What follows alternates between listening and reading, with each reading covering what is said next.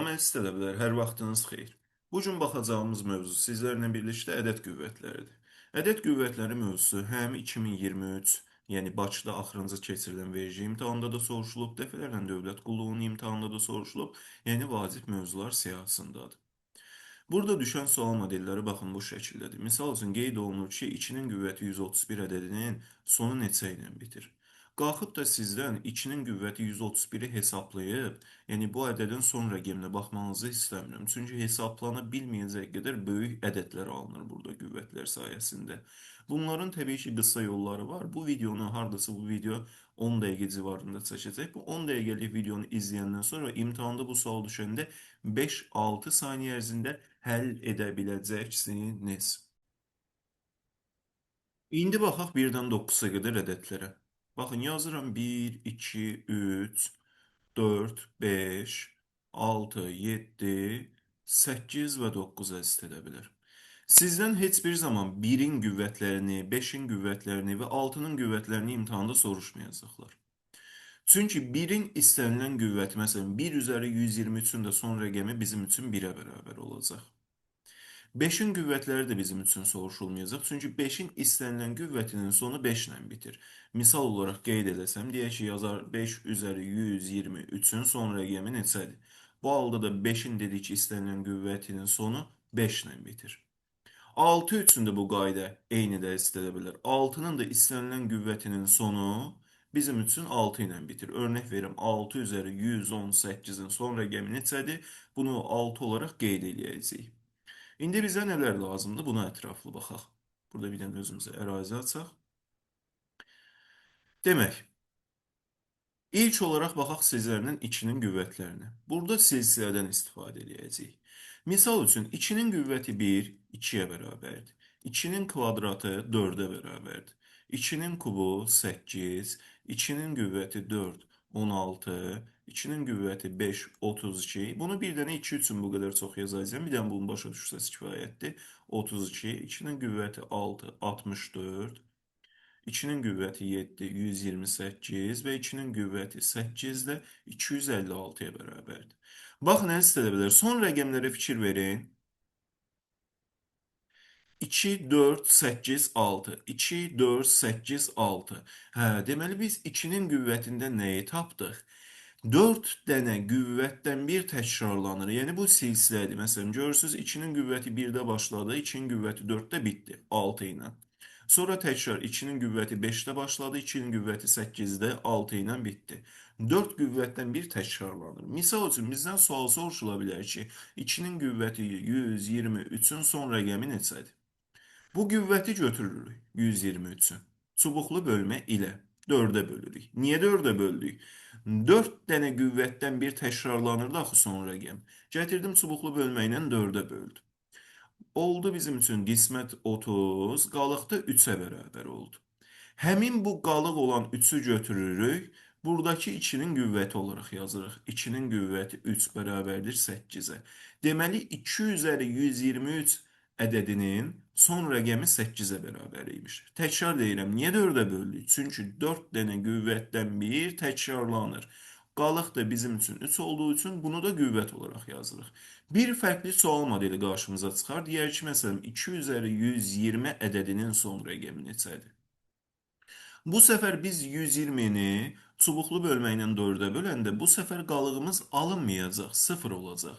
Əgər qalığı 0 gördünüzsə, bu səfər də böləni, yəni 4-ü 2-nin qüvvəti olaraq yazacaqsınız. Bu da 16 olduğu üçün son rəqəmi 6-ya bərabər olacaq. Bunları biləndən sonra keçək sualların davamına. Əziz tələbələr, 2 ilə 3 bizim üçün tamamilə eyni qaydanı izləyir. Nəinki 2 və 3. İndi suala ətraflı baxsaq, 2, 3, 7 və 8. Bunların hamısı əziz tələbələr eyni qaydadır. Baxın, bir dənə 3-ü də göstərim sizlər üçün. 3-ün qüvvəti 1 deyək ki, 3-dür. 3-ün kvadratı bizim üçün 9-dur. 3-ün kubu bizim üçün 27-dir. 3-ün üzəri 4, 81-dir. 3-ün qüvvəti 5 bizim üçün 243-dür.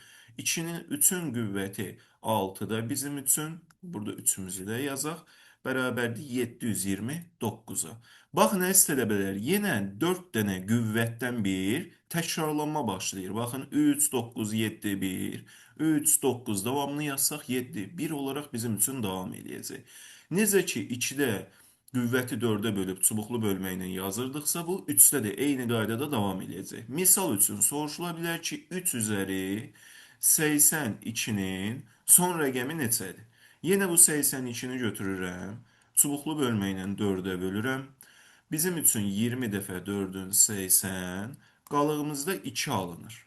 Bu qalıq 2-ni də gətirirəm 3-ün qüvvəti olaraq yazıram. Deməli, sonuncu rəqəmi bizim üçün 9-dur. 3 qüvvəti 82-nin. Yenə 2-dəki kimi qalıq da alınmasa, bu səfər də böləni qüvvət olaraq yazıb hesablayacağıq. Sizlərlə birlikdə 2-nin qüvvətinə də baxdıq, 3-ün də qüvvətinə baxdıq. Əziz tələbələr, 7 ilə 8-ə artıq baxmağa ehtiyac yoxdur, çünki 2 ilə 3 ilə eyni qaydanı daşıyırlar. Bir də bizim üçün maraqlıdır, 4 ilə 9-un qüvvətlərində bəs nə edəcəyik? Baxın, 4-ün qüvvətlərinə baxsaq, 4-ün qüvvəti 1, 4-ə bərabərdir. 4-ün kvadratı bizim üçün 16-dır. 4-ün kubu bizim üçün 64-dür. 4'ün qüvvəti 4 bizim üçün 256-dır. Burada diqqət etməli olduğunuz nədir? Fikir verirsiniz, bir dəfə 4, bir dəfə 6, bir dəfə 4, bir dəfə 6 yazıb. Yəni qüvvət tək olanda sonu 4 ilə bitir, qüvvət cüt olanda sonu 6 ilə, qüvvət təkdir 4 ilə, qüvvət cütdür 6 ilə. Misal üçün sual verilə bilər ki, sizə 4'ün qüvvəti, örnək verirəm, 128-in sonuncu rəqəmi neçədir? Qüvvət cüt olanda görürsünüz nə ilə bitir? 6 ilə. Misal üçün 4'ün qüvvəti 91-i soruşsa son rəqəm neçədir? Qüvvət təkdir axı. Qüvvət tək olanda da sonu 4 ilə bitir. Bu qayda bizim üçün əziz tələbələr 9-da da izlənir. Baxın, 9-un qüvvəti 1, 9-a bərabərdir. 9-un kvadratı 81-ə bərabərdir. 9-un kubu bizim üçün 729-dur. 9'un qüvvəti 4 bizim üçün 6561'ə bərabərdir.